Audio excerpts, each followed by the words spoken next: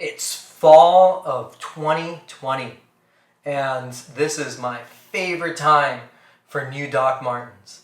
They are not disappointing. So for me, I've had a long history with the Bex sole. I absolutely love the Bex sole. It's always felt the best for me. It's given me a little bit of height. I personally am about 5'10", 5'11", so I don't necessarily need it, but it kind of makes you feel like a superhero without going too much where some people may feel that Jaden's might be too much. Again, personal to you. But for me, Bex. Aside from that, I love the Ziggy and the Made in England Ziggy, which is called the Ripple. Huge fan of those soles.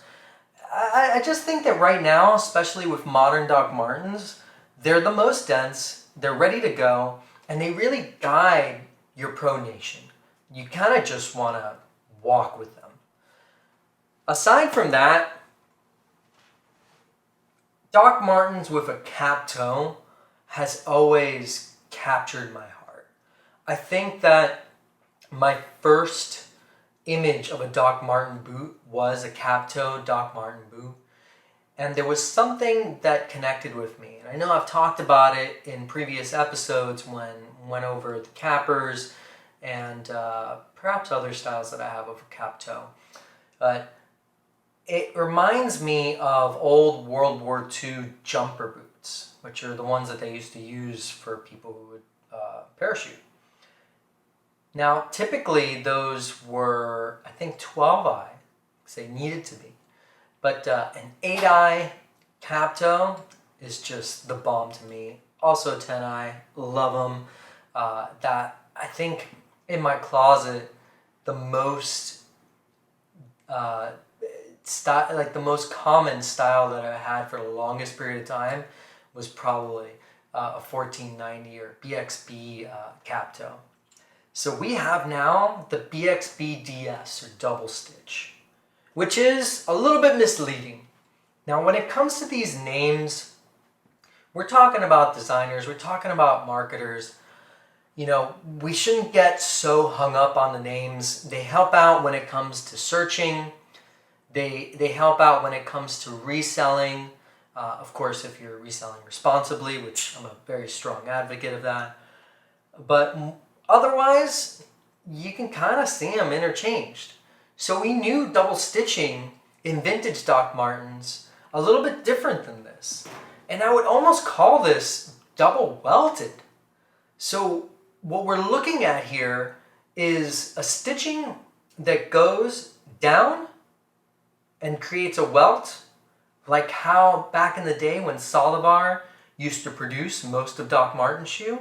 And then there's another one that's doing the more traditional, what we see on almost all modern Doc Martens, where it goes towards the boot with this. So that's pretty nuts.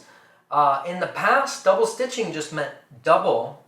You'd see two instead of one on the welt. But this is two welts. So, you know, that's it. That's the naming that they're choosing. In this case, it's definitely Pascal as far as the thickness of the leather, but it is absolutely fantastic. This boot was shown to me by an employee at the Market Street location in San Francisco.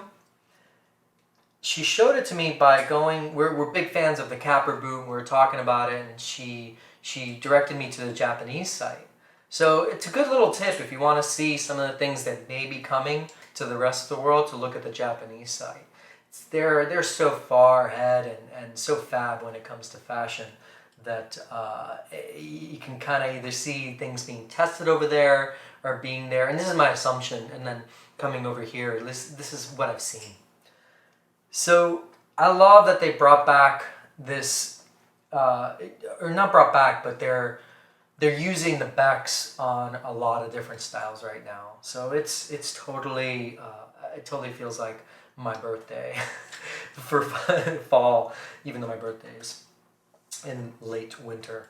So what I thought originally with this double welt is that it would throw off the boot. It would make it feel a little bit lopsided. But as you see here, the design choices that they made really even out the boot, so it doesn't look lopsided with the double welt. Between having cap toe and triple stitching, which is different than you would see on a capper or other cap toes, which has double stitching. So it has this triple. They balance out the bulk as well by not having any hardware for the eyelets. So it just goes to the leather. And then, to top it off, one of my favorite laces that Doc Martens has put out in the recent years, which are the giraffe laces. Oh, I love the giraffe laces. They did these, I think the first time they did them was for the Bodega collaboration, and then they did them for a pair of Jadens who ended up being one of their best sellers, and I think they still carry them from time to time. They're absolutely gorgeous, so if you're a fan of Jadens. The leather on here. I would place a bet that the leather that's used for this boot is the same leather that was used for the Yamamoto's 60th anniversary collaboration. I mean, it's so similar. It's got that mustard type biscuit feel on the inside, and it's thick. The blurring of the lines between made in England and made in Asia, I absolutely love it. You know, you go to buy a pair of Doc Martens made in England, not because it's going to be more durable. You go to buy it because you love that specific style. The process is the same. But one of the real high benefits that we used to get was that the leather was thicker and the sole was denser, which made it harder to break in, but some would say added to the longevity of it. Now, we still get awesome collaborations with Made in England's, with C.F. Steed leather, Horwin leather, and others. This is not that, but I would say the leather is thick and is fantastic. I was able to jump into these pretty much right away and go. I mean, it is a little bit stiffer for a Pascal, but it definitely glides for me.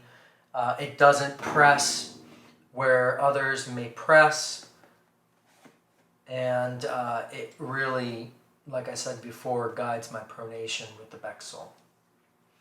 So, double stitch, Bex DS, however you would call it, is out. I personally had to get them on the Journeys website. They were out before the Doc Martens website, and I couldn't wait. As I said, I saw them a while back on the Japanese site, so I was pretty anxious. But they are available now on the Doc Martens site, which I would recommend. And more so, they are less expensive on the Doc Martens site, at least on the US site. I think they're US $170.